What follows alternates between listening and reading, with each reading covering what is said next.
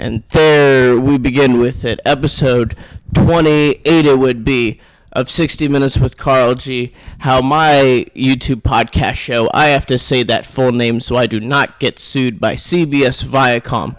But I'm glad to do this episode right today with Raul Garcia today. Great to see him. Local comic. You better come out, see him on the scene. He'll get your comedy boner up and you'll love it there, okay? He's like, perfect showing. But it was great to see him here today. I haven't seen him in some amount of open mics or something, but that's because I've been really integrating through my schedule in and out of like where to go. No, yeah, it's been busy for me getting out of work late now, and then you guys fucking stay up. Or sorry, I didn't mean to cuss. You guys stay up till like 12, 1 o'clock in the morning. I got to get up at 6 to go to work, so. Oh I don't yeah, hit too many open mics, but I try to get to them as much as I can. Yeah, well, some are now trying to. I guess like in the evening, there's kind of like a 2 evening one, so you can kind of pick and choose between that. And I guess that's what some people do, because let's say like the Thursday mics, the ones that are downtown. I've seen a lot of people, they just do one of them that's there, not the other, even though there's 2 across the street. Right, yeah. It's just because likely one you'll get to do early, and then the other will take a long wait for. Yeah. So it's just that I guess some people don't like that lull in between. Yeah, either. Noah was asking me to go out to was it El Charro? Oh wait, Noah? I'm like, dude, this first it's 4, and then you got to be there like at 3:30. The sun, like, I'm not even out of work at 3:30, man.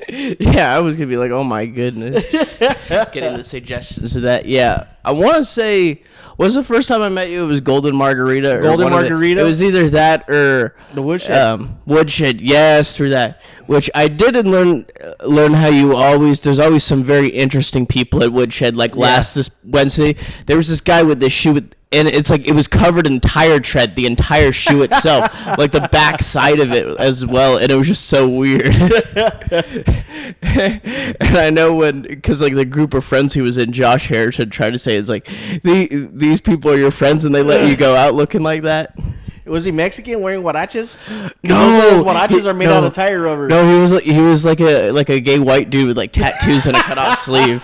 Yeah, and he was like with some guy from England and some other people. England, that's all you had to say.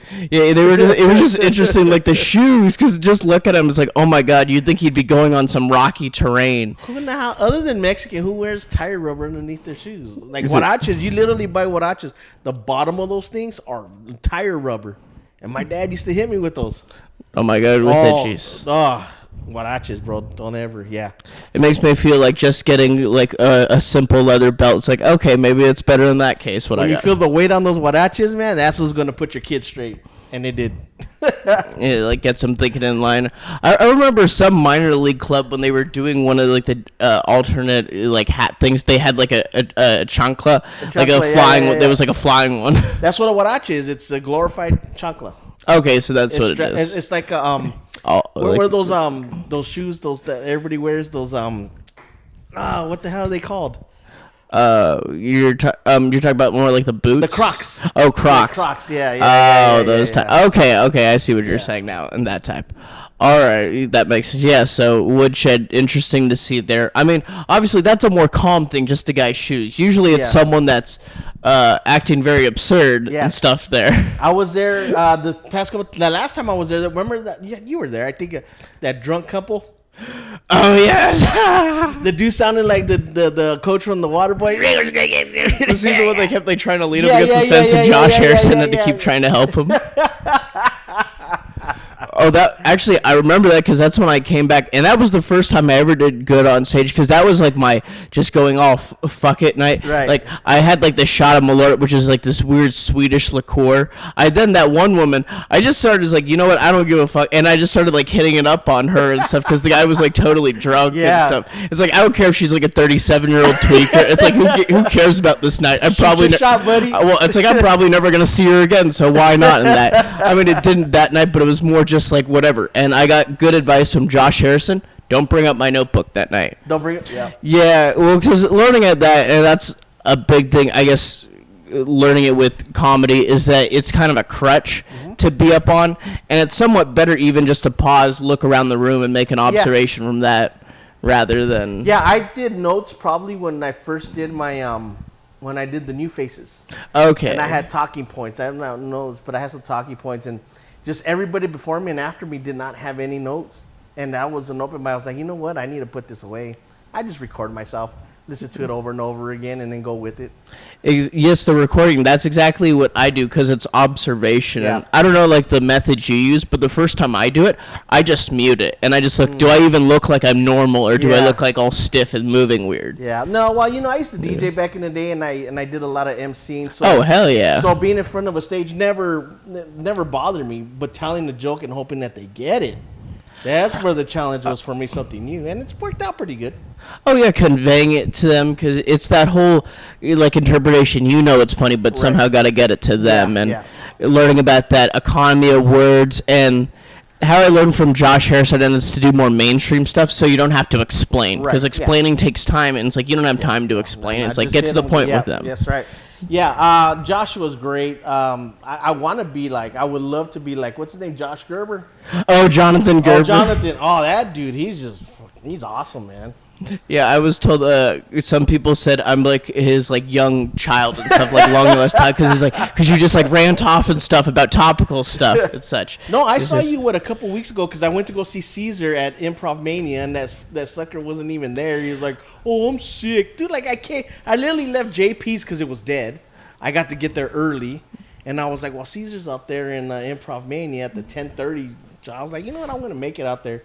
And I got there, and you just happened to get on stage. Dude, you killed it, man. Exactly. I'm very trying to like focus in on that like observation and stuff, and it was also I think one of the like that Thursday mics. Josh was telling me how like half of it when I was just like ranting like kind of like roasting this guy who had just left in the crowd. It was like a good 2 minutes, but then when I went into my stuff, it then sounded like a teleprompter, so it went off. So it's like observe that like it was normal and then fell off. Yeah, that's what I'm doing. I'm finding my niche too. I think I'm coming up on a year in August now, so I'm still finding my niche too, trying to do different things. And okay, so you're about at the same point because like more the end of this month I'll be coming up on my year point. Nice. Yeah, and I'm trying to be patient with it all. It's not trying to always like I have to be constantly booked and stuff because I hear about some people that they just keep getting booked and booked same places early on. And then after a year, you never hear from them again. No. Yeah, I'm trying to expand. Yeah, getting booked is not the biggest thing. I mean, of course, we all want stage book things, but like Jonathan Ponancio told me one time, he goes, just practice on being funny. Just write and be funny, and just when your time comes, it'll come. So that's all. Yeah, that is the focus of it, because some people you can tell when they've fallen off, or sometimes they've not focused it on it and such. And even myself, I've seen some people where, like early on, it seemed like they had momentum, but then at a point, it just seemed like they stopped. Yeah, whether if it was personal stuff or other stuff, or just motivation. Life happens. Yeah, which I don't blame stuff like that, but I guess it's more just like in their head. It's like, okay, maybe they weren't in the right place at the right time. But what Rose taught me was life happens. Write that stuff down and put it and use it. I'm like, so that's all I've been doing. And it's been working out good because I've been talking more about my mom and my kids, my relationship, my divorce, everything, and it just seems more funnier and kind of like what Josh is more natural, more going into, and that's the stuff. Oh, because it's your experience and stuff, so it's something you can easily know. It's not something that someone else can just take away because you know what happened with it and the people. Right. I used the joke Latin laughs on over there with Lamar and the stir crazy club. Yeah, and I said I've always been jealous of white people. I never had just jealous because kids would get sick and they would take aspirin for a fever and stuff. Well, my mom used to put potatoes on my forehead, put me in my room at 375 for 45 minutes. See, it's stuff like that, and people loved and they laughed. I'm like, all right, this is what you guys want, we'll do it. Mm-hmm. It's like that observational stuff to go off. I know when I had seen George Lopez live at Wild Horse Pass, he did one about, it's like, we don't know what gluten-free is in the Mexican house. So it's like, we think that's the burn mark on a tortilla. I wanted to go to that show. How was it, man? Was it good? It was pretty good because it was also a good amount because I want to say his opener did about like 20-25 minutes. And then he did about 40-45. good amount, and it was my first time ever since really starting at seeing a professional. So it was good to see someone who's like able to pace, go from one to the other very smoothly. It's like, okay, this was like cleanly put together. He does it really good, man. He's up there, dude. He's good, man. Yeah, and it's not like it didn't seem like he dragged anything out and such. Like it was all set up well. And plus, it was a guy interesting that I saw sitcoms like as a child, and it's like, oh, now I see him now. Obviously, he's not just like black hair and big head. Now it's gray hair and big head. Yeah. We're all getting old, man. Yeah, the Lopez show was pretty good. Oh, okay, and like obviously young, I didn't realize it, but how he was like a writer producer it makes sense because obviously a comedy writer. And it's like, okay, this stuff makes sense because I thought, oh, he just went over to acting, but I guess he used it more as like a complimentary part of his stand-up. Visual. Yeah, because some comedians obviously once they get a TV show, they just go off to that because that's like solid money. But I mean, he still like bounced between forth, whether it wasn't as much touring at the time of doing the show. They should just learn off Seinfeld. All of Seinfeld's episodes is his skits that he writes down. The ideas he gets for. Dude, like all that. Because that was on for years, wasn't it? Yeah, it was. Oh, yeah, those sitcom shows. Yeah. Will there be any more regular sitcom shows, or will it be all Netflix docuseries on murderers? All that stuff, man. I had enough already. I canceled Netflix. Everybody's trying to get me to watch those. I'm like, listen, I ain't got time. Hey, I don't got time. Makes sense, Binge 5-6 hours. Nah. Yeah, exactly with that. It's like you can't just like put away that much time and such. Yeah, no way. Yeah, I mean, I'll feel fine with doing that. And let's say I accomplished something for 2 to 3 hours that was an actual like accomplishment earlier in the day. It's like, okay, I don't feel bad about being lazy the rest of the day. Today I got out of work early, but normally I get out about 5:30, 6 o'clock. I go home, do my thing. I'll probably write some stuff. And then call it a day, and then go back in at 6 in the morning. Yeah, or actually with the writing stuff, now that's what I've used. The notebook I originally with the set list was to like put your bits out, like kind of write them out, and then as over time maybe cross stuff out, add stuff in, and figure a way. Yeah, Eric taught me that. He's all, write your stuff down, record yourself on the phone, and while you're driving in your car to work or wherever you're going, press play, listen to it, and you can take things out, you can add things in, ideas come in. Exactly. That's all I did. Look like I'm talking to myself in the car, like, oh, you like you're reacting to it. Yeah. Oh, yeah, and stuff. And I mean, that's really, it's like good to do that a lot and stuff. Because I know for me, I'll get into periods where I'll want to listen to my stuff a lot, but it's hard to drag myself just because, like listening back to yourself, you're like, I sound like this or I said this and stuff. And I know there's guys that take like tripods to the open mics and they record themselves. I just haven't got one. And I don't have the time. It's easy for me just to be in my room, say my jokes, and then just replay them back in the car as I'm driving, do whatever, and listen to them over and over again. Take away, add whatever, and then just go from there. Yeah, because, I mean, then you're obviously observing yourself from, not like in the moment, obviously, but from an audience perspective. And it's like, this guy seems like he knows what he's doing and such impression. And obviously being patient with everything, realizing one... open mic set does not make or break you and such. No. And I learned, and I was always trying to make comics laugh. Yeah. And then when nobody would laugh or no one would pay attention, I'd get off like, man, this sucks. And it was Darren Feinstein who told me, he goes, dude, these open mics should just be practice. And Cricket told me the same thing too. She goes, this is practice. This ain't getting set. You're putting things out there. Hey, if you get a chuckle, note it down. If you get a big thing, boom. If you don't get nothing, well, then that means you just need to rework it. So I would always take open mics as that, or just go and talk shit, do some crowd work, and try to be as funny as Josh. Oh, Josh aiming for that. People, man. Oh, he's good with it and such. And I know he doesn't try to go after like random people as much, unless they're being disruptive. Because that's when I've seen him really go off on people. It's like if they're actually being disruptive. Yeah. Otherwise, he'll just like go after someone a little. He'll like back off, and then afterwards he'll like. Oh no, I want to get up there up front, and I want to heckle him. I love getting roasted. That's the thing I love about comedy, is sitting up front and getting roasted. I don't know if I'm the only guy that likes that. I like it if it's something original someone says towards me. If it's something cliche and I've heard a bunch of times, then it's more like, oh, whatever. But if it's something I've not heard before, it's like, okay, I like that. Like when I had my that peacoat, that nice peacoat, and Josh Harrison said I looked like Boss Baby. Because it was the shorter hairstyle too. That guy is oh man, he's awesome. I love that. He's good with thinking off the top of his head. And I learned with kind of that crowd work, because it is just very snap reactions. You can get away with the more hacky stuff because it's less time to think. Oh yeah. I'm not that smart no more, man. No, just like All responding the straight to drugs it. are done. They killed the brain cells. It's like those things aren't being brought back anymore. All right, those have been buried 6 feet under. They ain't coming out from no tomb. No, all right, that's it. They're done. They ain't no Jesus brain cells gonna remove the rock. Oh man, yeah, I'm not as witty like that. Sometimes I am, but for the most part, to be like Josh Harrison style, man, when I see him just right after the other, good stuff. The one time I went to Devil's Advocate, I forgot which comic he was roasting, but he was trying to get at Josh, and Josh was just called him Whoopi Goldberg, dude. I just lost it. I'm like, oh my god. It might have been Daniel Bridgecat. I feel like no, it wasn't Daniel. It was another guy with long dreads, man. I'm trying to think. Wore glasses, but he called him Whoopi Goldberg, and he just stopped. He goes, "You ain't ready for this." I was like, "Josh, you're killing me, dude."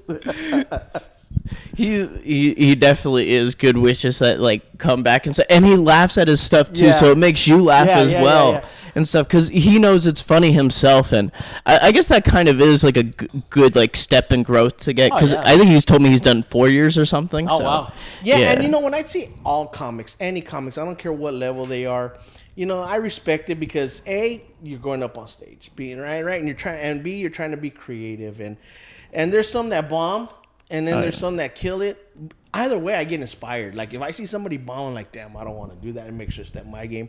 And then when I see guys like Josh Harrison or Daniel or one of these guys, man, I get inspired. I'm like, man, I need to write better. Either way, you should be getting inspired to write better and do better because you don't want, well, you want to be good. You don't want to be the bomb guy, but still, you learn from your mistakes. And I believe all failure is a learning process, and nobody fails. You just learn. Oh, exactly with it. And like when you, let's say they have a bad set, it's like, well, then use that. What can you learn from that for the next one? Of course. And then if you have a good set, good for that. Hopefully maybe it was like recorded down some way so you can go back and see it. But it's like then use that to like, okay, how can I then improve on what I have or refine? Yeah, of course. Yeah. Because obviously if you can make a open mic, just a few people laugh of people who aren't, or maybe it's a place that's not to see comedy, like the La Oaxaca restaurant, because those people aren't there to see comedy, and if you can make some of them laugh, then it works well. Yeah, that one just opened up, right? Yes, well, yeah, La it was like Oaxaca, over there with Ponciano, yeah, doing that, and it's usually only a few comics, which is why it's kind of good. He lets you do it like about 7 minutes and such. Yeah. Oh, that's fun with that. I remember some weeks ago there was like some family and stuff, and I remember asking, and it's like, whose uncle are they planning to have an intervention for? It's like they're planning for it right here. This like family. Who is it? On the first day I went, Andy Chung went in there and he did a whole set in Spanish. Man, he killed it that night, dude. It was just to see him, you know, and every joke was in Spanish. I was like, dang, dude, good job. And you were like, you know, Spanglish. You could throw in some English in there, but he did good, man. He killed it. The whole thing straight through. A whole thing. He did not speak any word of English at all. We're like, damn, look at Andy knows Spanish. Yeah, because me, it's like, oh, I don't know much, but I do ask like, donde zona muy peligroso? It's like, because like, I want to find where the danger zone is. Okay, F these people that just want to go to the tourist area of these cities. All right, I want to go where it's real authentic. Okay, where they don't want to show it to you on the tourism sites. Okay, You're braver than I am, dude. I don't even go in the danger spots. Well, it depends where the football stadium is, because I know at some point I need to go over to Tijuana whenever Cruz Azul comes up, because it's like, okay, this team seems interesting. Cruz Azul is like second to well, it's like Los Chivas. Chivas. Those are the bigger clubs. Yeah. But I know they have that problem with the stadium where they were planning to redo their stadium, but they haven't even started redoing it because of like finance. It's like, I shouldn't be surprised at this, but it's like, I mean, they're playing at as Estadio Azteca for now. Yeah.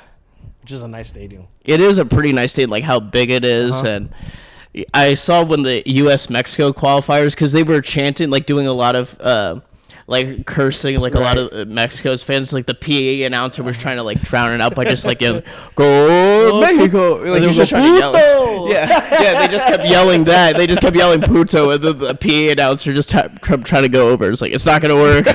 Just like thinking they can't. They never are. That's how we Mexicans are. We don't care. Go straight out there. Right. Exactly, the real authentic. We're proud. So yeah, the only thing close to that in my family would definitely be the Irish side. They definitely more be the wild side, not the Scandinavian side. They definitely wouldn't be. Right. They're all fit and proper, and it's like, oh, we got to be like all cordial, polite, and stuff. The Irish, that's definitely where the alcoholic side of my family is too. Well, actually, no, the Swedish ones were alcoholics too. I should realize that as well. They were the Swedish. Oh yeah, yes, that's right. exactly. They were. It's like, well, that's more to stay warm in the place they are. It's like that's just how they are. But I know. Like, I guess Ireland and Mexico, they do, like, when there was the Mexican-American War, Ireland fought alongside Mexico and stuff. Yeah, so there's, like, a contingency of, like, some population. We're homies, yeah. Exactly. And also, I know he may have lost this past weekend, but their most famous athlete does look like, and I think he looks like this Irish MMA fighter, Matt Hughes. Like, I see him, and it's like, there's a way they could be, like, brothers from long lost sides, just how they look. Yeah, everybody was sad. He just looked out of his league. He just looked like he was too heavy. He couldn't move fast enough, and he was just too much weight. Yeah, makes sense and stuff. Because I remember seeing one of his previous fights. I guess it was against Joe Saunders or whatever, the British guy, and it was kind of like the first few rounds. It was like exchange, but he was definitely doing better absorbing and like, delivering back. Yeah. Now this one, he just was outmatched. That's all there was. That's how. Yeah, sometimes it goes down with it. I mean, at least he could. It's pick himself up after. Sure, it takes out some of the hype, but who else is really going to sell pay-per-views with boxing? If Tyson Fury's probably retiring and the whole Jake Paul thing is just a freak show when that happens, that's like there's terrible. no serious boxer. No, Canelo's the only one keeping it afloat. Fury and Wilder. I did see that. I think it was Shakur Stevenson and what was it? It was like Marquez or something. It was like some weeks ago on Top Rank. It's like, oh, this one was actually decent watching it. They're trying to build Ryan Garcia, but he's too young, and I think he doesn't want to box. It seems like he just doesn't want it. He's just how he's always been like depressed out or stuff like that. I don't think he wants it. I wonder if that's if it's because of like obviously he's like a young guy. I think even a little younger than me, and he already has like a kid and stuff. A lot. And he was training with Canelo's guys, but I think they dropped him. I think he's has another guy now. He's just not. As he switched promotions. Okay. No, I think he's still with Golden Boy. I think. Okay, he's still with the the De La Hoya whatever they have under the DAZN platform. Yeah. Okay, yeah, because I know certain boxers they have it under the broadcasting platform. Yeah, kid hasn't made any. Well, I'm sure he's made money, but he hasn't been up there. But you can see he's just not in it anymore.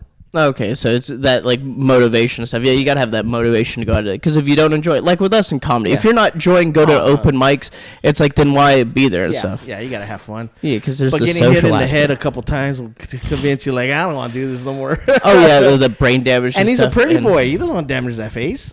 True. Yeah, exactly. He knows he can go into modeling if he had to. Heck yeah, just like De La Hoya, he protected that face.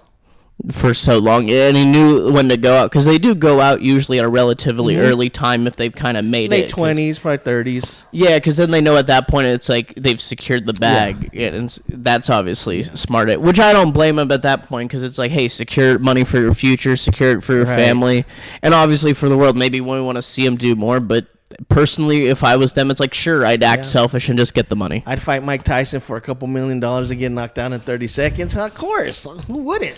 It's like, the brain damage that comes along. Well, I mean, you could also be some guy who annoys him on a plane and you get knocked out. Yeah, but I'd rather get paid. Yeah. Oh, it was funny learning about that guy who messed with him because it's like he didn't press charges because it's kind of learned he has a criminal background and stuff. Yeah.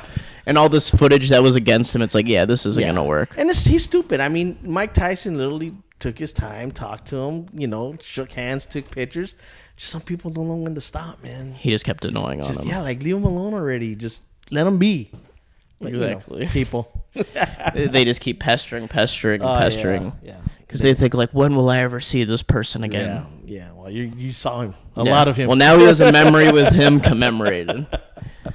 Got what you wanted. Exactly. I've yet to be at a open mic where a fight breaks out. I've seen where people like they get upset, like someone's roasting them or something. At Devils last week, some guy is Zach Fish. He's starting it out. This guy just yells from the street. Luckily, Jacoby started yelling at him, and I even started like laughing straight at him. And he was like saying, "It's like go wash your dreads" or something like Jacoby was telling to him, because. I don't know. It's like with some people, it's like, hey, come up here and like show the mic, like you can do it. Otherwise, like, be quiet. Yeah, shut up and get out of here. Yeah, exactly. I would love to do Devils. I had a good time at Devils, but man, I didn't get on until like 11:45. Oh yeah, the time, dude. Sometimes it's like so weird with the time because sometimes I've been on. It's like, oh, I'm within the first 5. Other times it's like, oh, past 11. I didn't get on. And I gotta wake up at 5 to get to work at 6, and that ain't happening. Yeah, usually if you tell Fisha ahead of time, he'll get you on like within the first 15 if you do have to go. It's like Improv Mania. They got like 100 people signed up. Like, except I learned the strategy with that is you don't need to sign up. Just go in at the end when probably a lot of people like aren't going to show up for their spots and just be a fill-in spot. Dude, I almost did that night. I went to Improv Mania and there was a Mexican slur last night. I think it was like Gonzalez or something. That's all they wrote. And they were like, Gonzalez? Is Gonzalez here? I'm like, dude, I could have gone up there and be like, I'm Gonzalez. But everybody would have saw me like, you're not Gonzalez. Dude, I'm Gonzalez today. How do you know that's not the alternative G name? All right, this is the maiden name. Come on now, people. You know we got like 10 last names in our name. There's like something in there. There's like Eduardo. There's probably like Quantanemos. That's probably the most interesting name I've heard for someone. It's like Quantanemos. Quantanemos? Yeah. Wow. It was like when I heard that. It was like for some guy when I did like the optic fiber sales, like ran into. It was like, oh, it's like this is an interesting name. I think my dad was Raul Marmolejo Robles Garcia Enaro Robles Reyes, something like that. I'm like, Dad, how many names do you have? I'd like to see the placard for that. It's like you see someone, like when they have their office doors, you can just see this long name, like a whole yardstick. That's another thing. You know, that's why I was jealous of white kids. White kids have decent first and middle names, right? You have, you know, Jonathan, Michael, or, you know, something nice. Mine is my name and my mom's maiden name, Raul Calzada Garcia. Okay, so they combine those two. But who does that? And then he named me the third, and we're not even the third, technically. It's like we're just adding it in. We're just throwing stuff in fancy. there. All right, don't think we came from money. And I did steal that. I used to call myself RG3. I am technically the other RG3. I'm the first RG3 before the other RG3 came in. Exactly. You were in the picture first. All right, what is this other guy? Robert Griffin. Robert Griffin the third. Who is he? Back up on the Baltimore Ravens. Who needs this? No, I was glad my mom, she named me Karl because my dad apparently wanted to name me Lars. There you go, dude. That would have been awesome. You would have been little Lars. Yeah, but then my mom knew I was going to get picked on in school because calling Lars from Mars. She knew kids were going to call me that. She already knew it. She protected. That's a good mom. Exactly. With that, it was like, well, you guys got to think because my mom, I know she learned, it's like, okay, get a name you can yell so when you have to call the kid. Lars, imagine. Yes, it was because my dad was like, oh, I wanted like the Scandinavian sounding one. And it's like, I mean, Karl was close enough because there's some Scandinavians Karl, but there's other ones elsewhere. And it was, I'm glad it wasn't Lars. You and the drummer from Metallica. Lars Ulrich. Yeah. It's like, well, I mean, I would have loved to know that as a child, but unfortunately, I probably still would have been called Lars from Mars. Lars from Mars. It was easier dealing with Snarl Karl as a name because it's like, oh, there's not a much to make with Arl, so that's all that could be done that I remember. And that's messed up. Didn't you go to a religious school? No. Well, it was like briefly at the beginning, but that was like before second grade and stuff. Okay, like second grade on, it was all public school and such. Okay. Because the reason then is like where my mom was working at, they had more income there. But then she went to Stanford, which while they do pay less for the regular job, because she earned tenure, that kind of paid for my tuition for school. Because what Stanford does is once you earn tenure, so like 5 years, whatever half of Stanford tuition is, they'll put towards your child to an accredited college. And obviously, any state or university, a state school is one. So because it's so expensive for tuition there, it practically covered the out of state for when I went to Arizona State here. Nice. So in an indirect way, I got Stanford to pay for my education. That's awesome. Thank you, Stanford. Exactly with that. But my mom knew it was the whole trade-off because it's like, oh, yeah, I could be making much more somewhere else. Weren't they known for the drunken tree mascot? Yeah, the tree getting into some trouble. Yes, that happened a lot of time. Well, because each year the tree's someone different because it's someone designs a new tree. Yeah. And that tree's definitely done some vulgar things and got it into some obscene consequences. Yeah. Well, I mean, that's college football, especially in the 70s and 80s, all right? All right, it's like TV broadcasting still wasn't as big, so not all cameras were around when they did some stuff. Yeah, and they didn't have David Shaw. Who was Harbaugh was the coach. Yeah, Jim Harbaugh, yeah. No, I remember for a while before they remodeled the stadium, it was like around a track. It's they were horrible. And then, Dude, there could have been nothing worse than the LA Coliseum. Oh, okay, where I it take is. that back. The Oakland Coliseum was it gets terrible. well. That's bad because of like the whole the plumbing infrastructure and how apparently there was a bunch of feral cats that made their home there during the pandemic. You know, I don't know why Al Davis used to always pick the ugliest, worst parts in town to put his team in. Because they were cheap. Yeah. That's who he was. He was a very processed man in there, even if it always wasn't for the best in the future. Yeah, growing up in the 90s was Raiders or Rams, and the Rams played at Angel Stadium at that time. And I went to a few games there, and I just didn't like the baseball field, dirt and all that. Stadium of it. And so the Raiders played at the Coliseum, and I went there, and it was more more ethnic crowd, should I say, than going to Anaheim. Orange County. Yeah. And just that was always a thing. Like why the Coliseum? It's so ugly. The outside was ugly, and the inside was ugly. And then I used to go before they changed the track into the field. There used to be a track. Oh, you're saying for the LA Coliseum? Yeah. The LA Coliseum, and there was a track. So you were way far away, or at least it felt. Oh, around it. Oh, but that stadium's so huge too. That's why. Yeah. Because they had like the Olympics there. They had to have a lot of seats. Yeah. And then as soon as they took out the track, they moved back to Oakland. Yeah, they removed it all. Yeah, I was like, what? Well, because were they planning to go somewhere else? I forgot where it was. Irwindale. Irwindale. That's where it was. The Irwindale Raiders. Yeah, I remember that potential move. Oh, there was all those moves. Oh, yeah. I remember seeing that. Would have been closer to me when I was a kid. I'm like, hell yeah, bring them to Irwindale. That's like right off the 605 freeway. Right there, and that may, in some alternate universe, that would have been interesting to see how they would. Well, it was messed up. The city of Irwindale gave Al Davis $10 million to talk. They gave him just to consult. Yeah. Wow. Al Davis said, "Sure, let me hear what you got to say." Nah, I don't like it. I'm gonna stay at the Coliseum. Giving $10 million just to do a sales pitch. That's it. Yeah. Golly, imagine. And unless you have like some Billy Mays level of salesman, it's like that's not going to work. Just sending someone, $10 million. He did find a good way to get money out of people or somehow get control. Because I knew with the Raiders, like apparently he had sold more than 50% of the shares, but found a way to get it. There was a stipulation he was still in control. Of course, that man wasn't going to let go of the Raiders. Even when he died, he didn't want to give it to his son. Because there was no like other family fortune and stuff. Yeah, he just got lucky. The mom was like, "Give it to your son." Yeah, because then it became the wives and stuff, and then Mark just kind of like took over quasi. Hey, but Mark got the stadium. He did that. Although I learned if they default on the loans, Bank of America is technically the new owner of the Oakland Raiders. B of A Stadium. Yes, the Bank of America. No more Allegiant of Budget Airlines. No, yeah.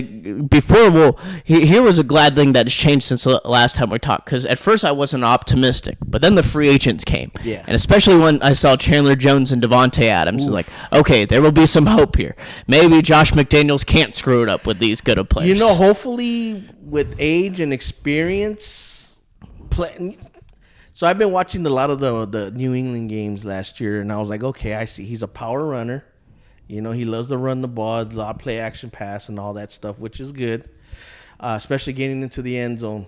That's what I was really looking at because the Raiders could not get in there. Once they got into the red zone, they field goal. But it looks like he knows how to get in the red zone. And I thought they were going to trade Waller in the draft, and they didn't. So it's nice to see that we have everybody there, and Derek Carr took a pay cut to make sure that he doesn't lose anybody else like he did with Mac. When he got traded away, yeah. Although they did decline the options of the 2019 first round. Yeah. Although I wonder if that's just to renegotiate, or I think Farrell they might actually be parting Farrell's from him. Gone. The other two, it depends how renegotiation. I think Jacobs will stay. I think he'll do better if they'll just renegotiate. Yeah, if he doesn't get hurt. And then the other one was Abrams, which he better have one hell of a season. Yeah, well, with Jacobs, I really hope they bring him back because I know his yards after carry, only Nick Chubb and Derrick Henry had more yards after carry than him. Yeah, because he's just good. Like he made or yards at the contact. That's what it was. Yeah, so he's good at like breaking those tackles and getting those 2 to 3 extra yards. It's just he gets hurt. Yes, he just exactly. gets hurt. Well, not as frequently as Darren McFadden. his cycle was weird. It's like, hey, let me be healthy for the first 6 weeks, and then I'm gonna get injured for 9, and I'll come back for the last game. I think that dude got turf toe on every single toe that he has. That dude would always have turf toe. Like, dude, Ronnie locked that thing and cut it off and get out there and run, dude. Except Ronnie's was his finger. Yeah. Always those issues going about. I remember. Why do you got to bring those years up? I remember it was. Well, it's not like I'm bringing up Lamont Jordan and his weirdness. It was that draft right back to back. It was Hayward Bay, and then it was like 2005, 2006. Who was first? I'm not sure, but I know. Was it Michael Huff? I know the 3 was Jamarcus Russell, Darius Hayward Bay, and Darren McFadden. Those were our 3. For a while. Like bam, and that was supposed to be our future. Terrible. How bad that all went down. That whole thing set us all back, man. The bad drafting for so long. I'm glad Al Davis was gone now because that was a horrible draft. Back to back. Well, they had draft picks then. It's not like when he started trading around all the first-round draft picks for... To get that one wide receiver from Denver? It's like get this washed-up guy who may or may not do well, but hey, let's throw in a first-rounder.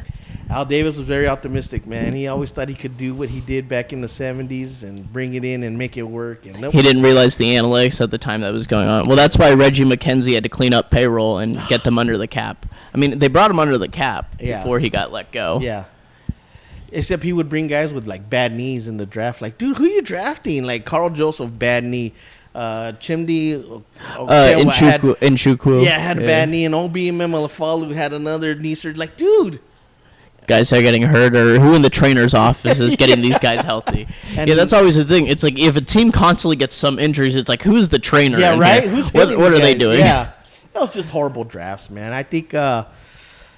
I mean, it's hard to evaluate this draft because they started in the 3rd round. Obviously, you're going to get some offensive linemen and defensive tackles, so they did, but nothing like boom. But we got Devontae Adams, man. Hopefully, Once I saw that, it's like okay, good. Because I thought when Rodgers he was re-signed with the Packers, I thought, oh, Devontae's going to stay. But seeing he actually left, it's like, oh, this is good. He wanted to go with Derek Carr. That was one of the things because he had been with him for 2 years. At Fresno. I think there's no Derek Carr. Devontae will still be with the Packers. He wouldn't be convinced because it's not someone he like knows well. Right, yeah. Yeah, because you do wonder sometimes. It's like knowing comfortability. They feel better about being there, and they did pay him. So. Yeah, I think he's going to have a big year. I've seen what he did when he had Michael Crabtree. When he likes a receiver and he's comfortable with you, they lit it up, man. And hopefully that friendship and that off-season practicing that they do and man, just pays off. Yeah, and it was definitely good to get the top guy because I saw his stats and he was like first since 2017 in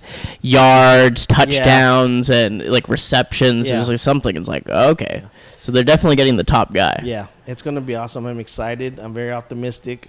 Yeah. I'm not gonna. If they go 8-0, I'm not gonna get excited again. I feel better after the free agent stuff than after the coach hiring. Yeah. We'll see what Josh McDaniels done, man. It's just, if anything, it's exciting this year. It's exciting to be a Raider fan, and hopefully from here, all I want from my Raiders is just to be relevant. Just like the Patriots. Every year they're in the playoffs. It's not like, oh my God, let's make the playoffs. No, make it competitive. They're in the playoffs every year, and the goal is the Super Bowl. I could do that. If we could just be in the playoffs every year and competitive and being the news story other than our wide receiver going 100-something miles an hour and killing somebody and coach sending some emails about this and That's why I think in an alternate universe, if they had just drafted CeeDee Lamb, damn it. It's darn. I remember watching that draft, and I was like, CeeDee Lamb's still on there, and we had the following pick, and Dallas was on there. We're like, no, Dallas don't need wide receivers. He's gonna fall to us, and not only will we get I thought they did go first before him, but maybe I was wrong. They got the kid from Alabama, the one who's in jail right now. Oh, Henry Ruggs. Yeah, Ruggs, and then it was Dallas, and then if Dallas did not pick up CeeDee Lamb, I think the Raiders would have picked him. But I was like, darn you, man. You guys have a Amari Cooper. You don't need a wide receiver. And they took the best available. I was so mad. I was like, we could add Ruggs and him and CeeDee Lamb. And Lamb in that. I remember for a while when it was Davis picking it always, who has the fastest 40? Like when it was Tywan Jones. That's why we got Tywan Jones. Man, you're bringing names out. Like Darius Hayward Bay. Like, that dude was just horrible. He was junk. I remember Jacoby Ford as well. Jacoby Ford was good. Little guy, but he was good, man. Little guy, but he was good. Yeah, his was his brief time, and Yeah. other ones I'm trying to think in my head. I remember some like tight ends as like Zach Miller. He was one. Zach Miller was one. What was the name of the other dude? There was what was it, Denarius Moore, the one Carson Palmer liked throwing to. Oh, Denarius Moore, yes. Yeah. Whatever happened to he went to the Steelers, didn't he? And that was it. I know he went to another. Was it the Jets? Maybe I could be wrong. Yeah, I know he went to a team. He went to some other, and then it just went straight out through there. Yeah, we've always gone through a slew of wide receivers that were just junk, and they would have little flashes here and there, but never Tim Brown or Jerry Rice. Yeah, never that one who would really capture you in. And I mean, luckily with like Ty Waller right now, it's big. He was, I mean, definitely a diamond in the rough after how he had his fallout with the Ravens and how they were able to like get him captured. Yeah. Darren Waller's a stud, man. Or another one who was good, and it was good to get him when he was cleaned up, was Max Crosby. Oh, that dude doesn't get tired when he just has a motor on him, man. He just keeps going forward. I'm so happy we got him, and he got paid. And Chandler Jones is a big time upgrade to Yannick Ngakoue. Yeah, Ngakoue. They traded him away. He did good a couple games, and then he just fell off. Just like what he normally does on every other team that he's on. So. What was one before, like the Jaguars or something? Yeah. He was with the Jaguars and the Ravens. I remember they had to ruin the final game in Oakland. And then all the seats getting thrown. Have you been to an Oakland game? Oh yeah, I went to a bunch because I grew up around that area, so they were just taking the BART ride up. Dude, I thought LA was crazy. Nothing in Oakland. That's a whole different breed of people out there in Oakland, man. Oh, up there. Oh yeah, the parking lot scene was cool because you have like the different tailgate ones, and you can go to so many different music throughout. Yeah. It's like pretty much like there's like 4 to 5 different types of like music you could find anywhere. Oh yeah. But I was happy to be a Raider fan that day, and I was still like, this ain't family fun friendly park, man. And I went the one game I went to was the Monday night game when Richard Seymour started for the Raiders. And he got his 2 sacks against the Chargers. Okay, yeah, I was going to say, was it a Charger? That's what it was. The Monday night game. I'm trying to remember. Was that the one where they moved it back to like a later hour because the A's had a playoff game? Yes. So, that's where. So they had to like change the field within 24 hours. That was pretty cool. But yeah, Richard Seymour got two sacks that day. And because they asked him what number you're going to be on. Because I'm the guy that's going to be on the quarterback. And that was it. Yeah, that one good game, and that was it. And then he punched Ben Roethlisberger, which was I had that on a T-shirt I had bought outside on the catwalk. Well, because it said like it was just a regular thing on the front, but on the back it's like how to bitch slap a Raider hater, and it's like just punching him. I love that. That was great, man. Exactly. It's like I understand the ejection, but it's I like the energy and enthusiasm. Give me I'll take the 15 now anytime to punch. Yeah, well, it's like also I think a lot of people don't like Ben Roethlisberger either, so I'm sure they're happy with it too. Must have been good shirts. Oh yeah, they were like $10-15 or something cheap like that, right? But they just had the explicit ones, like the ones I said where it said "fuck the Broncos," but it doesn't even censor anything on it. It literally just says "fuck the Broncos." Have you been to I've been to San Diego games because San Diego's close to LA, but have you ever been to like Denver, Kansas City? No, I'll definitely do a Denver one at some point because I have a cousin. He's like living out in that area now, so that one at some point. Kansas City, I could try to incorporate that into a baseball if the schedule ever fit it, but I'd see whatever went on there. Yeah, I would love to go to a Kansas City game just to see what they're like out there. I hear they're pretty rowdy. The big stadium out there. It would be interesting. Yeah. And I hear Bronco fans just throw batteries at Raider fans. So. Oh, they just throw batteries everywhere. It's like, what are these mountain people? All these stoners and shroom heads out there. Whatever else is legal. It's like all these brain dead altitude ass eating mongrels out here. I know. Their stadium literally caught on fire during a remodeling process. Darren wants to do he knows somebody out there. He wants to do some comedy out there and then go up there to Mile High Stadium. Wants me to wear like this Raider onesie jumpsuit. Like, dude, it's going to be freezing up there, dude. I ain't going to wear no jumper. Unless you go to like the first month of games and stuff. Yeah. Otherwise, if it hits October, it's like, nope. Or wear a barrel like that one dude. Oh, that guy who would always be wearing a barrel. Yes. I've seen that fan. Those famous NFL fans you see. Yeah. I want to say that actually is something in the Hall of Fame of the NFL, like they have a fan area. Yeah, they just started that, didn't they? It was like some years ago they did, but it's like they get fans from like each team. Because like when they started, they took like some fan from each team, which it makes sense with the NFL, obviously, because you have that dedicated Sunday for it. So it's each weekend. It's not like hockey or baseball or basketball where it's hard to get like a super fan. Maybe some of them you can, but it's hard to be at every game unless it's football where it's like there's 10 a year and 8 that matter. Right. The Raiders had the Violator, and I remember seeing the Violator back in the 80s. At the Coliseum, and I always wonder, like, what do you guys do for work? You're here at every single home game. We see you at traveling with these, like, what the hell do you do? I want to say that guy even lived in Southern California or something. Yeah, I think he's a lawyer or something like that, dude. Because I know Gorilla, he's like a landscaping company he owns. Yeah, it's like Mark Acasio. He's like a 50-year-old guy. Yeah, Gorilla, and he got married too, didn't he? Like in the Coliseum or something like that? Yeah, he got married on the field itself. See, I'm a dedicated Raider fan, but that's just too much. Oh, doing it all there. Yeah. That's just too much, man.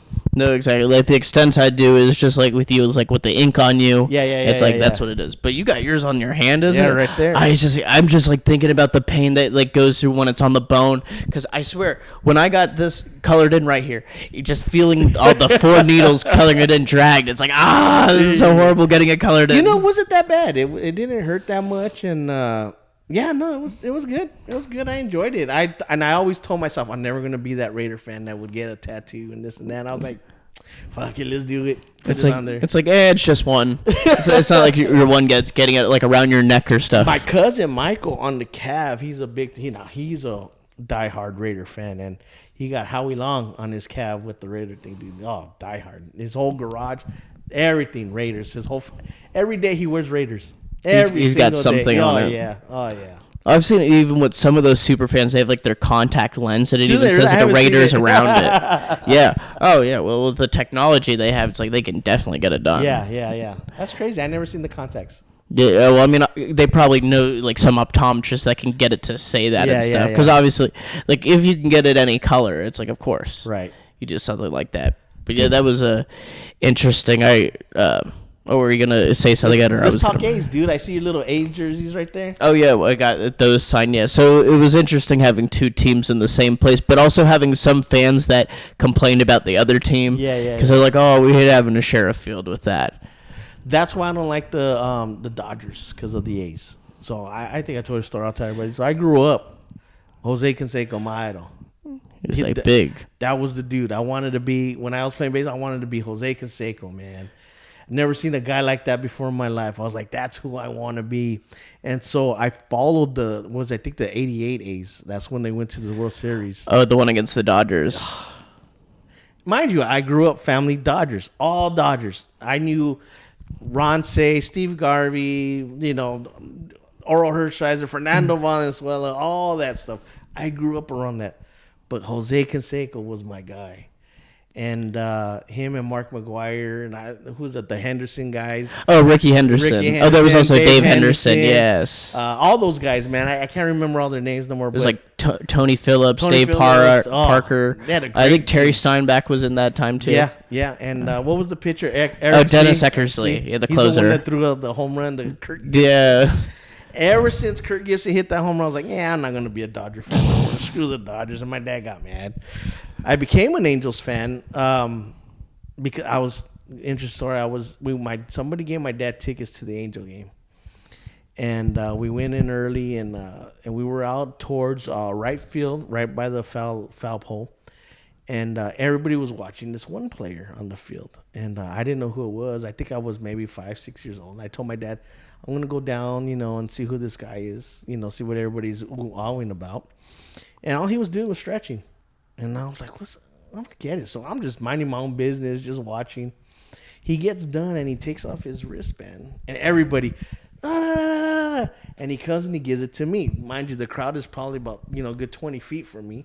He jogs, runs away, gives it to me, walks away. I'm like, oh. So I went excited, told my brother, look at this guy gave me a thing. You know who it was? Reggie Jackson. Oh, when he was briefly there. Yeah. I was like, this guy gave me his wristband. I wish I would have kept it. It had 44 on it and everything. And I was like, that's it. I'm an Angels fan. You get those early moments on. Oh, yeah. I did the whole Chuck Finley, Mark Langston, Gary DiSarcina. Who else?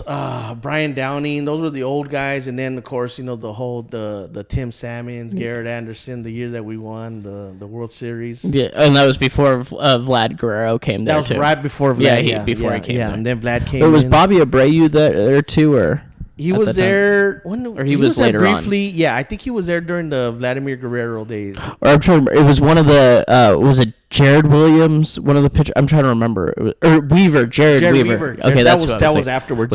Wait, so it was his brother Jeff Weaver. Jeff Weaver. Okay, because I'm trying to remember between those two. Yeah, Jeff was with the World Series champs. Okay, that was the one that was there. Great years. So I've seen my teams. I've seen the Lakers win it. I've seen the Angels win it. I just need the Raiders to win the Super Bowl.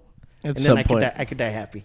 You need to see it happen in person. And I feel better about it now, building themselves up, because it's not even just like the new stadium, but it just seems like they're kind of, I don't know, like a more modern team. Yeah, they're getting it there. Seems such. Yeah, it's like sure they still have kind of like the personality they put on, but they do have that, like, it's like we need to get these damn wins. Okay, we don't need like that game against the Washington no-name team or the Eagles or Bengals at home, which was bad this year. I remember those two as just bad home games. Yeah, terrible. Yeah, I had high hopes for Gruden. I thought Gruden was going to bring this new era of football, since he was doing broadcasting and he went around to all the stadiums and saw all the teams. I thought he was going to bring something new, and no, just same old Gruden, and what he tried to do in the 90s just did not translate automatically. Yeah, because he just lost. I thought he was a good coach to have. I just thought his salary they gave him was way too much. Like 10 years, $100 million for a coach. It's like, okay, this is a guy who's not even on the field, and you're paying him $10 million. No. They just didn't want to make sure he let go this time. Yeah, it's I think it's how, like, with the contract, because he technically resigned. Yeah. So he obviously forfeited whatever it was left, but he still got whatever paid, like $30 million and stuff. So he's obviously not that upset. Although apparently he had a house on the same street as Derek Carr, so I wonder how that works now. Yeah, and I think Mark built his house right next to Derek Carr too. Oh, he put it there too. Have you seen the sketches for it? Oh, no, I hadn't seen the sketches for it. It looks just like Allegiant Stadium. Oh, my goodness. Man, when you have all that money, you can build whatever the heck you want, especially True. out in Vegas. Yeah, the land, there's that open land out there. Yeah. Oh, yeah, especially while they have that facility in Henderson. It's so big. Yeah. Oh, I want to go. Have you been to the new stadium in Vegas? No, not the Vegas stadium, I haven't been either. I'm thinking about doing I think for $85, you could tour like the whole stadium, locker room, media room. Oh, the whole area. Okay, how it's set up. Yeah. Okay, yeah, because I'd also be interested to see what other like events they end up doing in that stadium as well. Yeah. There's a couple good concerts. The Red Hot Chili Peppers going to play there. Metallica's playing there. It makes sense with that. It's like you need that for how many people are going to want tickets. And it's crazy. I wanted to go see the Chili Peppers, and it's like to see it all the way on top is like $400. Oh, $400. Kidding me. That's like when I was hearing like Paul McCartney, like his shows recently. The prices for that. To sit all the way up on top of McCartney's almost $1,000. Yep. I mean, I love the Beatles and all that, but damn, I don't know if I want to pay $1,000 to sit all the way up there for songs I could hear. Yeah, for TV. Like at this point now, and it's like, do I really need to? Am I really that big of a Paul McCartney fan? And I'm not. Exactly. You just like think in your head, it's like, oh, that's more interesting, but not interesting to where you'll scrounge and you'll try to claw the dollars you can to put into it. I'd rather see cover bands. Have you been watching cover bands? Casino Arizona has a whole bunch of them. Some of those guys are pretty good. I haven't really seen many, but I honestly prefer that just because I'm not like the whole like, oh, I need to see the actual person performing live. It's like, if I enjoy how it sounds, I don't care who's performing. Yeah, exactly. I'd rather pay $20, go Casino Arizona. It's like, plus they don't sound the same as they do in the recording studio, so who cares at that point? I saw this Guns N' Roses cover band, and they're actually coming back again. I think they're called Appetite for Destruction. Dude sounds better than Axl. Oh, really? I told him that. I'm like, dude, you literally sound better than Axl, bro. You might want to get with Slash and tear this thing back up again, because damn, it sounded way better. And I saw the Guns N' Roses in '93 at the Coliseum. They opened up for the Stones, and even then, Axl just started terrible, man. think heroin messes with your voice or something. Oh, definitely it does. Because just probably does like your whole system, and I assume like whatever you go for, maybe you're not like your food senses aren't working as well as your thirst, so you're not thinking, oh, I need food or water. Yeah, don't get me wrong, they sounded good. They played in 90 right before he went all diva-ish, but sounded great. But this guy, man, he was just belting those on. Like, dude, you're better than freaking Axl, man. It's like you could replace him. Have you ever told right Axl now, that you could replace him? Hey, man, you better shape up. I might be taking your job. I thought he did. I'll go see him again. Appetite for Destruction. They did really good, but yeah, that's just way better than Axl. That's why I didn't see Guns N' Roses come around, because I've heard Axl already in his other Guns N' Roses, and he just sounds just terrible. Terrible. Okay, those different. I know, like, obviously different venues, some are better. Like, I don't know if you've been to the Hollywood Bowl, but that seems like a good venue, because I think it was Alice Cooper was there recently and something else. And I heard, at least from friends, that when I was like, okay, it was like a good sound, how it was set up. It's like, okay, because you somehow think, oh, is an outside amphitheater going to sound correctly? No. You go and see an orchestra at the Rose Bowl, dude. That is awesome, man. I saw the Playboy Latin Jazz Festival. Hell yeah. Dude, it was amazing. Playboy Latin Jazz Festival. It's like the title of that. It's like, ooh. I went when I was younger thinking there was going to be Playboy models all over. That wasn't the case, but it was a great show. Oh, I was thinking more of a bunch of Iceberg Slim pimps like out there. It's like, hell yeah. Or like when they had that event at like that lowrider event at the State Farm Stadium. Yeah. Did you exactly? Go to that? No, I did. I just saw what Anthony was posting from it. Yeah. Oh, it was like hilarious to see that. It's like I just want to see like one of those cars, like a spring just like pop out and it looks like it has like a broken leg. Dude, I've been to where they were doing the hop contest and it just boom, just like what the hell? The spring. Yeah. Bad.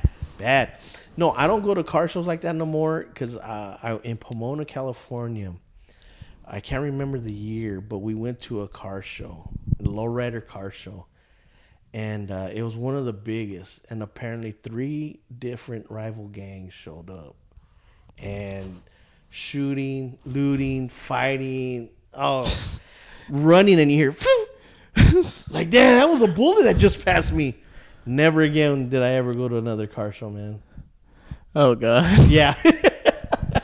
Hearing bullets zip. You don't get this with mafia gatherings, okay? They know the 5 crime families of New York we know when to. It's like you can't kill someone from another family unless you get the permission of your don. No, there was 3 different, so a total of 6 gangs. 3 different rival gangs showed up in the same place. That's not good. That is not good. That's why I don't do car shows no more, man. It's fun and good they do. I just don't do them no more. I don't trust them, man. A car show shootout. That's exactly what it was, and it sucked because these guys' cars were getting destroyed, trophies taken. Oh God! I mean, it was just bad. It was just all around bad. You just tell everyone, I hope you have insurance on your car. I hope so, man.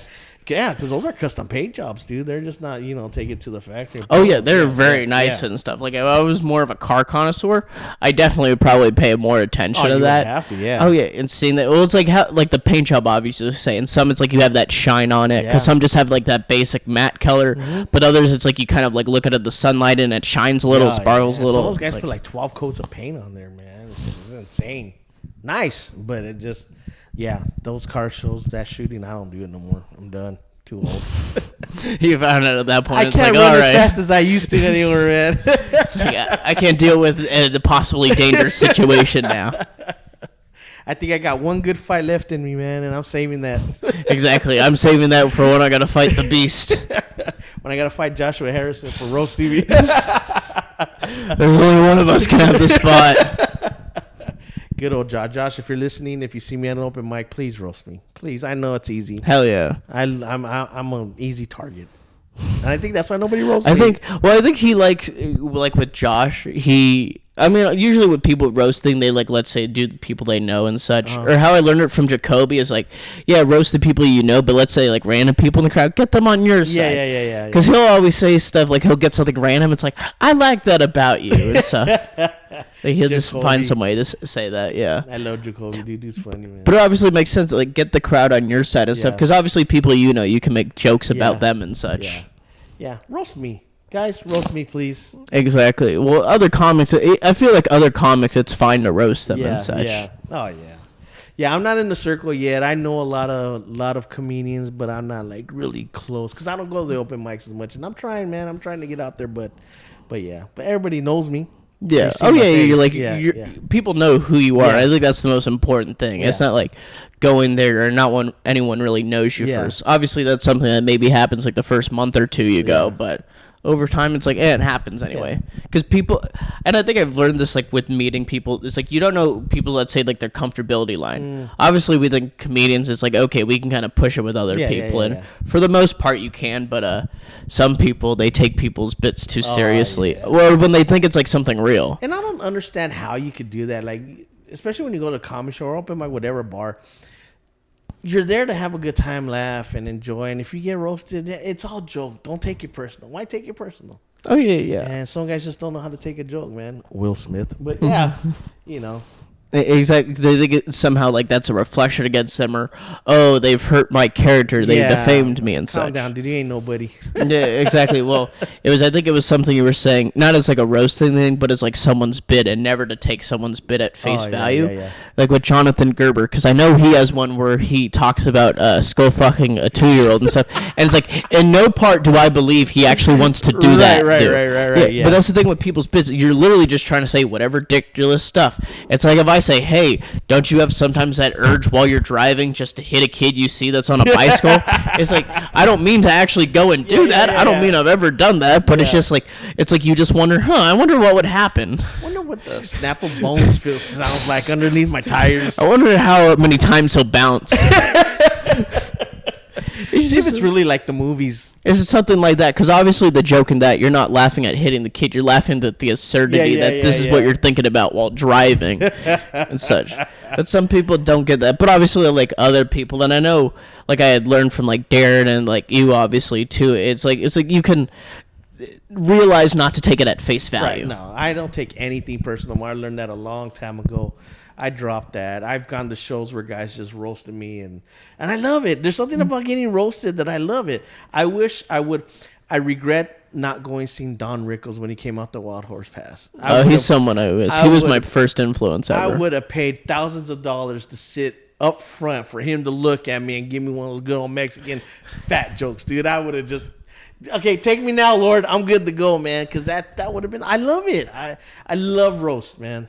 Oh yeah, to be roasted is the best. Exactly. So I guess now you got to serve for the next best, Jeff Ross getting roasted Jeff by Ross. him. Oh yeah, that would be awesome. Oh, Don Rickles would definitely be amazing. He was probably my top comedy influence ever because seeing him, it's like, wait, you could be old and funny, right? And he's another one like Josh Harrison, just quick-witted, off the top of his head, look at somebody and just go. Like, I wish I had that talent, man. And he did very good at transitioning away from one to another because he'd add it within saying like anyway, but he'd get it like at the right point, right delivery. Right.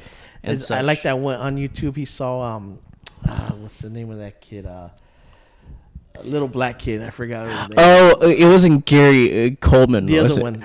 Oh, I know what you were talking about. Was it like some convention or it was like a center stage? He looks and goes, "That's one black kid. I know they'll never play basketball." Oh yeah, I remember that kid. That Webster, kid before he gave the microphone, he's like, "Be funny." Oh, but those were good times. I wish we could bring those times back when you see those like Dean Martin roast and just those old days where people would just talk smack and just go into, and people would laugh and it was funny and left it alone. Well, it was like that Comedy Central roast they had for a while. I don't know if they have like the rights to that or something under that, but it does seem fun to have. Or I think it's fun like on the scene just having a roast over time. Yeah. I wish who they Alice, right? Didn't they do a she did the one at Golden Margarita. Yeah, I missed that one. I wish I would have went, but yeah. Oh, that was pretty. In fact, there is. I want to say Hector posted footage of it. I don't know if it's just his set. I know Josh. He also posted his set from that. On and that's how I saw. I just saw the little bit of whatever you guys posted. It was great, man. I love it. Oh yeah, we should do more. Why don't we do more? People's birthdays. I feel like that would be a good birthday thing. At someone's birthday, do like a roast of them. Yeah, that would be awesome. Please roast me. More of a. I guess it's just like doing it for the people that are like you regularly see over time. Yeah. Because obviously, it's obviously somewhat about who you know to get spots and such. On one of the videos, I remember hearing Josh Harrison say, "Kate Brawl's the girl that you sleep with right before you say I'm gay." Oh, that's just classic gold. Joshua Harrison. Big shout out, man. This is funny. hilarious. Yeah, he did really good. I want to say, Mark Jesse was on it that night. He did really good as well. Yeah, they all killed. Cam Sneed also, he did a good job, man. Mm-hmm. Yeah, I had. Oh yeah, he was on that too. Now I'm. Oh, David Kays was on it as well. Now I'm remembering. Yeah. Okay, and so. How you were there? I'm trying to like remember in my head like who was there and stuff like popping in my head. It's like I know Lola was there. I know Hector was there. Yeah. Like just trying to go off in my head and stuff. Yeah. Oh yeah, but it was all fun with that, and I'm glad like all the people here are at least willing to do with that, and everyone knows like they weren't serious and stuff going at each other. Yeah. And it's good because, especially when you know somebody, like for me to roast you wouldn't be as funny because I don't know you that deeply, whereas Josh could just tear you apart because he knows you. Oh, yeah, he knows me well. He knows what to go off on. And that was a good thing. Everybody knew Alice, and they knew each other, and that's what made it great, man. Oh, yeah, and also Alice runs that, like, burnout show, so it is kind of like a roasting thing. That's another thing I need to go. Do they still have that on First Fridays? Or they took it off the streets? I think they took it off the streets, but now it's like put somewhere else. But I don't know like how frequently they do it. I think it's somewhere downtown. I want to say it's somewhere near like 7th or 5th Street, but I could be wrong. Okay. Yeah. Yeah, I miss those. I miss going out there. Caesar always would invite me. Yeah. Hell yeah, Caesar. Shout out to Caesar. Exactly. Caesar David. Yeah. I say I'm the son of Jacoby and Josh. I'm Josh Harrison's white side, and Chudir's Josh Harrison's black side. There you go. Yeah, Chudir. Exactly. Chudir.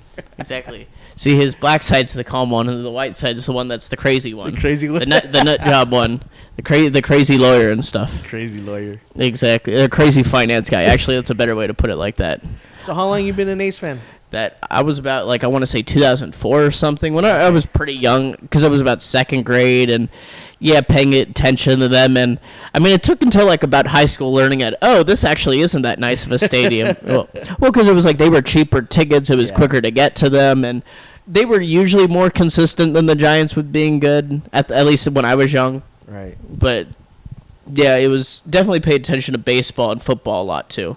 Oh, I remember the times where I'd only watch Raiders away games because home games would get blacked out because the whole, they couldn't sell it with 72 hours in advance. So I'd only see them in white jerseys for so long. And now, hey, we have illegal streaming, so that's never an issue. And I'm not in their market technically either, so that also works well. Yeah. Yeah, I always paid for it legally. Exactly. I would always have to make up several different emails because if you do that, you could get a free trial. NFL free trial, and you have to just put different emails. So I get about at least 3 or 4 weeks in. You said about 16 alternate emails to do weeks 2 through 17. Yeah, no. After 4 games, I'm like, all right, I'll pay for it because it'll be discounted then. It's like, all right, it's a lower price. I'll take it now. Right. Or now I go to my watering hole, Ojos Locos. Have you been there? No, I haven't. Oh, dude, there. you got to go there. Okay. It's Mexican Hooters. Way better than Hooters. Oh, so that was the place I was hearing about, Mexican Hooters. Mexican That's Hooters. What it was. Ojos Locos. Go, get down there. Almost School 60 Freeway. I was here. I was hearing about a place like that, and I was wondering the name. Now I know it at least. Ojos Locos. They don't pay me to there, but you need to go, Karl. I was trying. Caesar and I were trying to get a open. I'll bring Noah there. I'll bring Noah there. We're trying to get an open mic going over there, but they don't want none of that. Yeah, we're trying to do for like a Sunday when there's nobody there, I tried to see through a friend who was a stripper at this one place that's near I forgot where it was, Phoenix, Bellevue or what exactly it's called, the area, but like on a Valentine's Day, just like a one-time open mic at a strip club. Oh yeah, that'd be great. That would be great. But I think it's like something. It's like they just didn't want to like interfere with like their typical businesses. Like do it during the slow time. I went and talked to the manager, and I told him, listen, we're gonna bring people on one of your slowest days on a Sunday. There's no football, nothing going on. You have the girls. The guys will show up. Yeah, this extra money. Want nothing to do with it. Want nothing to do with it. Yeah, a great venue too. Because I know it is. Well, let's try to like tell them it's like whenever your slow time is, get this happening. Yeah. They didn't want it, but that's all right. We'll find a different spot. Yeah, some other place will take that game. Yeah. Smart man. Oh, we did pass an hour. So I didn't realize we got an hour. Oh yeah, we had got to. Well, that was good to talk to. I was glad to talk to you with this. It was great. Yeah. Oh hell yeah, it was great to get this done. Get to do an open mic later tonight. Hopefully it's not too long. I'm there. I would love to go to Devils. Shout out to all my people at Devil's Advocate. But it's the timing with it. It starts at 9. Yeah. If you ever have to, you could just tell like Zach that you do have to like have work in the morning, and he can get you like within the first 15. Hold on. How old are you, Karl? Yeah. I'm 25, turning 26 next month. Oh, look at you. To be 20 again. I'm 47, getting close to 50. 9 o'clock is like 12 midnight to me. It feels like, I know, no, it definitely is. Like, I see my parents like, I have to be in bed by 9:30. And it just comes naturally. You wake up. I wake up at 4 o'clock every morning without an alarm clock. And I have to be at work at 6. I do 10 to 12 hours. Okay. The last thing I want to do is be up at 9 o'clock. No, I'm not saying not the last thing, but it's hard to be there at 9 o'clock and just wait, and then just wait, and then just wait, and then wait. For it to happen, yeah. And you're entertained. A lot of the guys go out there good, but when it's like 11 o'clock. Or if Avery's walking around just randomly during people's sets. Shout out to Avery. I saw him at, where did I see him? I was like, what the hell are you doing out here, Avery? Where did I see him? I forgot what restaurant I was like, that's Avery. What the hell's he doing out here? How's he get out this way? Just wonder. The last few times I seen him, he always has like the same guy who's with him, and it's like he owes him money for Xanax or something, something like that. So yeah, that's always interesting. I'll try that later on. Okay, yeah, the point. So it was good to have you on here. Thank you, Karl. I'm glad. Appreciate it, man. Awesome. Exactly. And before we go, if you ever feel gasoline's too expensive, steal your neighbor's donkey and ride it out to the golf course. There you go.